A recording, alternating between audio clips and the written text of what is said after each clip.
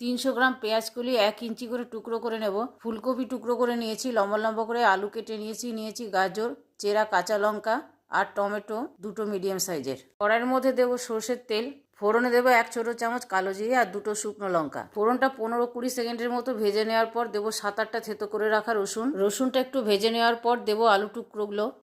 এবারে এর মধ্যে ফুলকপি আর গাজর দিয়ে ভেজে নেব।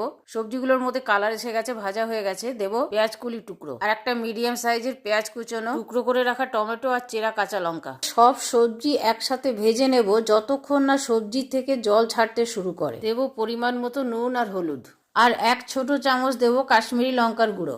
সমস্ত সবজি মশলার সাথে ভালো করে কষিয়ে নেব। এর মধ্যে দেব 1/2 চা চামচ চিনি। ঢাকা দিয়ে দেব 6-7 মিনিটের জন্য। 6-7 মিনিট পরে ঢাকাটা খুলে চেক করে নেব সবজিগুলো ঠিকঠাক সেদ্ধ হয়েছে কিনা। এই সবজিটা এরকম ভাজা ভাজা হবে। সব শেষে দিয়ে দেবো ধনেপাতা কুচনো।